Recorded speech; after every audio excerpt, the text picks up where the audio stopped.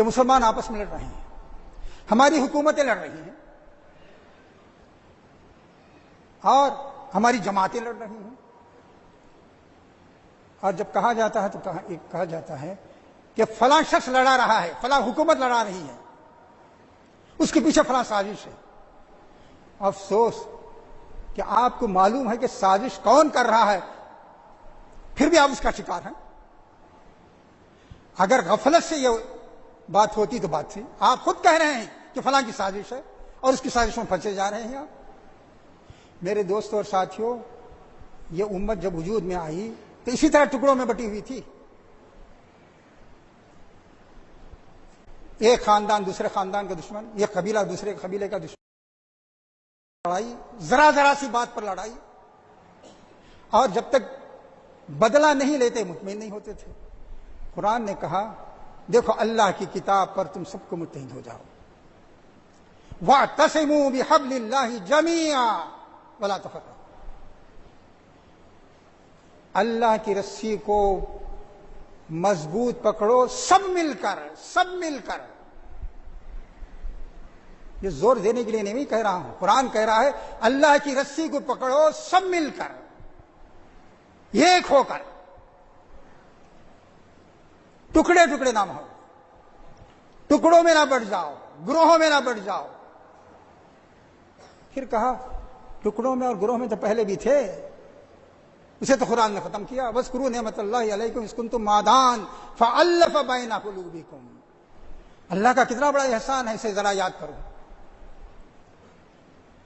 تم دشمن تھے، ایک دوسرے کے خون کے پیاسے تھے، بات بات پر تلواریں نکل آتی تھیں، لیکن اللہ کا احسان یاد کرو.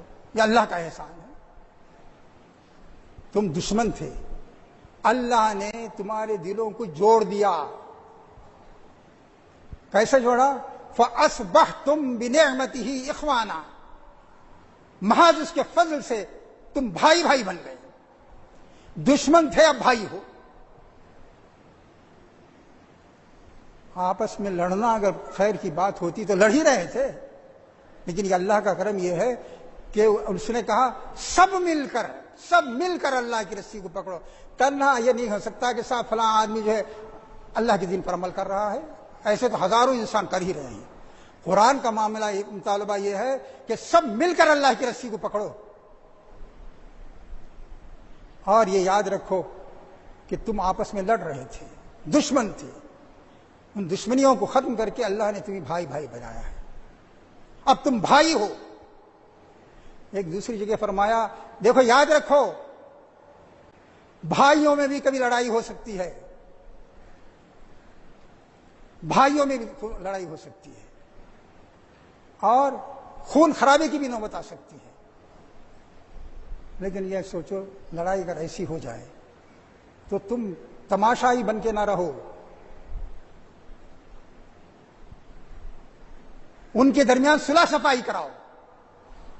کہہ رہے ہیں کہ دو آدمی لڑ رہے ہیں مرنے دو، دو خاندان لڑ رہے ہیں مرنے دو، مقدمے چل رہے ہیں چلنے دو، ایک دوسرے خون کے پیاسے ہیں، کاروبار بھی ختم کر رہے ہیں، سب کچھ کر رہے ہیں، ہونے دو.